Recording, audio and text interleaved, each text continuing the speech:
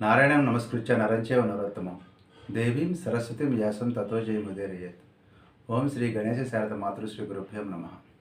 మిత్రులారా, గత ఎపిసోడ్లో 3వ రోజు యుద్ధంలో ఎలా పాండవ సైన్యం విజయం సాధించింది, కౌరవ సైన్యం ఎలా పారిపోయింది అనేది చూసాం. 4వ రోజు యుద్ధం ప్రారంభం కాగానే భీష్ముడు సైంధవాదులతోటి పెద్ద సైన్యంతో యుద్ధరంగంలోకి ముందుగా ఎంట్రీ ఇచ్చాడు.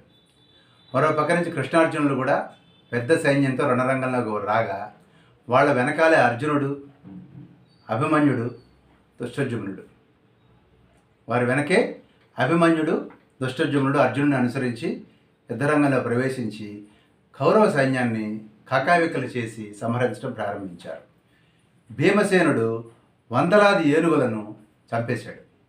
ఈ విధంగా జరుగుతున్నప్పుడు అటు సాత్యకి ఘటోత్కచుడు కూడా విజృంభించి వేలాది మంది కౌరవ సైనికులను సంహరించడం ప్రారంభించారు. అంతేకాకుండా ఆ రోజు యుద్ధంలో అనేక మంది ధృతరాష్ట్రుని పుత్రులు భీమసేనుడి చేతిలో పడి మృత్యువు పొందారు. ఆ సందర్భంలో భీష్ముడు కొంతమంది మహారథులను పిలిచి ఎలాగైనా వెళ్ళి మిగతా ధృతరాష్ట్ర కుమారులను రక్షించండి ఆ భీముడి చేతిలో నుంచి, భీముడు విపరీతమైనటువంటి కోపంతో అందరినీ చంపేస్తున్నాడు ధృతరాష్ట్ర పుత్రులని అని అన్నప్పుడు వెంటనే అటు పక్క నుంచి ఈ మహారథులు అనేక మంది వెళ్తూ ఉండటం చూసి అటు అభిమన్యుడు లాంటి వాళ్ళు కూడా భీముడికి రక్షణ కోసం చేరారు. ఈ లోపల భగదత్తుడు తనకు ఉన్నటువంటి పెద్ద గజాన్ని, మత్త గజాన్ని ఎక్కి వచ్చి భీముడి మీదకి యుద్ధానికి వచ్చి తన బాణఘాతం చేత భీమసేనుని మూర్చిపోయేలా చేశాడు. భీముడు ఆ యొక్క భగదత్తుడు బాణం దెబ్బకి తల తిరిగిపోయి అచేతనంగా రథం యొక్క స్తంభాన్ని పట్టుకొని కొన్ని క్షణాల పాటు నిలబడి ఉండిపోయాడు. అది చూసి ఘటోత్కచుడు వాడి సహచరులు కూడా 4 దంతాల ఏనుగులను కొన్ని సృష్టించి వాటి మీద ఎక్కి భగదత్తుని గజాన్ని మీదకి విరుచుకుపడ్డారు. ఇదంతా చూసినటువంటి భీష్మాదులందరూ కూడా మరో పక్కన ఈ యొక్క భగదత్తుని రక్షించడం కోసం వచ్చిన సందర్భంలో ఇది చూసినటువంటి ధర్మరాజు మొదలైన వాళ్ళందరూ కూడా ఘటోత్కచుడిని రక్షించడం కోసం మళ్ళీ ఎంటర్ అయ్యారు ఇటుపక్క నుంచి. ఈ విధంగా చూసి పెద్ద ఎత్తున యుద్ధం ప్రారంభమై జరుగుతూ ఉంది. అప్పుడు భీష్ముడు అన్నాడు ద్రోణుడితోటి, మనం ఎంతమంది మహావీరులు సహాయంగా వచ్చినప్పటికీ కూడాను చాలా బలవీర్యాలు కలిగినటువంటి ఘటోత్కచుడి ముందు ఇప్పుడు యుద్ధం చేయలేము. మన వాళ్ళందరూ ఇప్పటికే దెబ్బలు తగిలి అలసిపోయి ఉన్నారు. కాబట్టి సాయంకాలం అవుతుంది, ఇవాళకి యుద్ధానికి విరామం ప్రకటించి రేపు మళ్ళీ ఫ్రెష్గా వద్దాము అన్నాడు భీష్ముడు. దాంతో ఈ ఘటోత్కచుడు యొక్క తాకిడి తట్టుకోలేని కౌరవ సైనికులందరూ నెమ్మదిగా వెనక్కి తప్పుకొని నెమ్మదిగా ఆ పూట యుద్ధం పూర్తయ్యేదాకా ప్రాణాలు రక్షించుకున్నారు. ఈ విధంగా ఆ రోజున ఘటోత్కచుడిది పై చేయింది. ఘటోత్కచుడు ఆ రోజు మ్యాన్ ఆఫ్ ది మ్యాచ్ అనమాట. ఈ విధంగా జరిగిన సందర్భంలో పాండవులందరూ విజయానందంతో వెనక్కి మళ్ళగా దుర్యోధనుడు తన అనేక మంది సోదరులను భీముడు చంపడంతో చాలా దుఃఖంతో తమ శిబిరాలకి దుర్యోధనాదులు చేరుకున్నారు. ఈ విధంగా చెబుతూ ఉన్నప్పుడు ఇదే కథ అంతా కూడా ధృతరాష్ట్రుడికి సంజయుడు చెప్తున్నాడు అనమాట. అది చెప్తూ ఉన్నప్పుడు ఆ యొక్క ధృతరాష్ట్రుడు ఈ కథ అంతా వింటూ, ఏంటి సంజయ, నువ్వు ఎప్పుడు చెప్పినా కూడా పాండవులు చాలా ఉత్సాహంతో యుద్ధం చేస్తున్నారు, గెలుస్తున్నారు అని చెప్తున్నావు. ఎప్పుడు చూసినా కౌరవుల పరాజయం గురించే చెప్తూ ఉన్నావు. ఇది వినటానికి చాలా బాధగా ఉంది నాకు అన్నాడు ధృతరాష్ట్రుడు. అప్పుడు సంజయుడికి ఛాన్స్ దొరికింది కదా, ఇదంతా నీ దుర్నీతి ఫలితం అయ్యా, నువ్వు చేసిన పని ఇదేను. నేను చెప్తున్నాను, పాండవులు ధర్మాత్ములు, వాళ్ళకి విజయం తప్పదని నేను మొదటి నుంచి చెప్తున్నాను, ఇప్పుడు కూడా చెప్తున్నాను. ఇదంతా కూడా నీ యొక్క దుర్నీతి యొక్క ఫలితము అని ధృతరాష్ట్రుడిని దెప్పి పొడిచాడు సంజయుడు. ఈ యొక్క ధృతరాష్ట్రుడు ఏమన్నాడంటే, అవును, భీష్ముడు, ద్రోణుడు ఇలాంటి వాళ్ళందరూ కూడా అక్కడ ఉండగా ఎందుకు మన వాళ్ళు పరాజయం పొందుతూ ఉన్నారు మాటిమాటికి? మన వాళ్ళది అప్పర్ హ్యాండ్ కావట్లేదు. మనకి 11 అక్షోహిణీల సైన్యం ఉంది, అక్కడ 7 అక్షోహిణీలు ఉంది. మన వైపున భీష్మ, ద్రోణ, కర్ణ, కృప, అశ్వత్థామాది వీరులు ఉన్నారు. అఫ్కోర్స్ కర్ణుడు అప్పటికి యుద్ధంలోకి దిగలేదు, కానీ మహామహావీరులు ఉన్నారు, మహారాజులు ఉన్నారు. మనం చాలా బలంగా ఉన్నాం. కానీ అలాంటిది మనం ఎందుకు ఫెయిల్ అవుతున్నాము? 4 రోజులు అయింది ఇప్పటికి యుద్ధం జరిగి.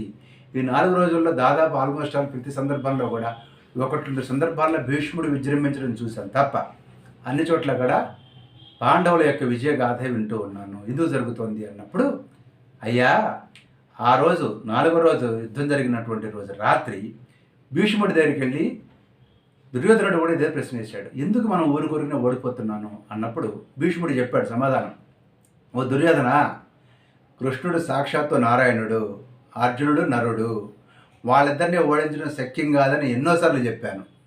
ధర్మాత్ములైనటువంటి పాండవులను నీకు వాళ్ళను వేవి చేయలేవు. ఆ విషయం నేను చెప్పినా నువ్వు వినలేదు. అనేక మంది దుష్ట దానవులు వివిధ రాజుల రూపంలో ఉన్నారు ఇక్కడ. వాళ్ళందరినీ మరికొంతమంది రాక్షసులను సంహరించడం కోసమే నారాయణుడు భూలోకంలో జన్మిస్తాడని చాలా కాలం క్రితమే బ్రహ్మలోకంలో చర్చించబడింది అని భీష్ముడు చెప్తూ, దానికి అనుగుణంగానే ఇదంతా జరుగుతోంది, నేను చెప్పినా నువ్వు వినట్లేదు అన్నాడు. ఈ విధంగా నరనారాయణుల యొక్క అవతార తత్వాన్ని భీష్ముడు ఇక్కడ దుర్యోధనుడికి చెప్పడం జరిగింది. చెప్పినప్పుడు దుర్యోధనుడు ఏమీ చేయలేక ఉసూరుమంటూ తన శిబిరానికి వెళ్ళిపోవడం జరిగింది. సరే, మర్నాడు 5వ రోజు యుద్ధం ప్రారంభమైంది. భీష్ముడు తన సైన్యాన్ని మకర వ్యూహంలో నిలపగా పాండవులు తమ సైన్యాన్ని సియాన వ్యూహంలో నిలిపారు. ఈ విధంగా ఉభయ సైన్యాల్లో మహావీరులందరూ కూడా ఘోర యుద్ధాన్ని చేశారు. హోరాహోరీగా పోట్లాడుకున్నారు. వేలాది మంది సైనికులు తమ ప్రాణాలు కోల్పోవడం జరిగింది 5వ రోజు యుద్ధంలో. ఆనాడు యుద్ధంలో భూరిశ్రవసుడు 10 మంది సాత్విక కుమారులను వరుసపెట్టి సంహరించడం జరిగింది. సూర్యాస్తమయం కాగానే ఆనాటి యుద్ధాన్ని విరమించినటువంటి సైనికులు తమ శిబిరాలకి చేరుకోవడం జరిగింది. 6వ రోజు యుద్ధంలో ధర్మరాజు ఏం చెప్పాడంటే దుష్టజుమ్నుని పిలిచి, మనం ఈరోజు మకర వ్యూహంలో వెళ్దాం యుద్ధానికి అని స్ట్రాటజీ చెప్పాడు ధర్మరాజు. ఆ ప్రకారంగానే పాండవులు మకర వ్యూహంలో యుద్ధానికి వెళ్ళగా కౌరవ సైన్యం క్రౌంచ వ్యూహం అనేటువంటి మోడల్లో నిలబడ్డారు. భీమసేనుడు అప్పుడు కౌరవ సేన మధ్యంలో ఉన్నటువంటి ధృతరాష్ట్ర కుమారులను చూసి విపరీతమైనటువంటి ఆవేశంతో ఆ సైన్యంలోకి ప్రవేశించి తీవ్రమైనటువంటి శరాలతోటి అటు ఏనుగులు, గుర్రాలు, అదేవిధంగా రథాలు, దాన్ని అధిరోహించినటువంటి అనేక మంది వీరులను సంహరించడం మొదలెట్టాడు. ఈ విధంగా భీమసేనుడు అత్యుత్సాహంతో అతి ఆవేశంతో సైన్యంలో ఎప్పుడైతే దూకాడో, భీముడు ఒంటరిగా ఉన్నాడు, సేనా మధ్యంలో అసహాయ స్థితిలో ఉన్నాడు, ఏమాత్రం ప్రయత్నం చేసినా అతను సజీవంగా పట్టుకోవచ్చు అని ఆలోచించినటువంటి ధృతరాష్ట్ర కుమారులు, ఇతర వీరులు కూడా అతన్ని చుట్టుముట్టి అతన్ని అభిమన్యుని ఎలాగైతే చంపారో అలా చంపే ప్రయత్నం చేశారు భీమసేనుడిని. వాళ్ళ అభిప్రాయం తెలిసినటువంటి భీమసేనుడు తన రథంలో నుంచి గద పట్టుకొని దిగి కనపడిన వాడిని కనపడినట్లుగా తుక్కు రేగొట్టడం మొదలెట్టాడు. ఈ విధంగా ఒంటరిగా ఉన్నట్టు భీమసేనుడిని గమనించినటువంటి దృష్టజుమ్నుడు తనతోటి యుద్ధం చేస్తున్నటువంటి ద్రోణాచార్యుని విడిచిపెట్టి స్ట్రైట్గా భీముడు ఏ రూట్లో లోపలికి కౌరవ సైన్యం మధ్యలోకి పులిలాగా చొరబడ్డాడో అదే రూట్లో దుష్టజుమ్నుడు కూడా వెళ్ళి భీముడికి సహాయం కోసం వెళ్ళాడు. వెళ్తే అక్కడ రథం కనపడింది, భీముడు కనపడలేదు. దుష్టజుమ్నుడికి కంగారు పుట్టింది. ఏమైపోయాడు భీమసేనుడు? ఒక్కడే వచ్చాడు లోపలికి.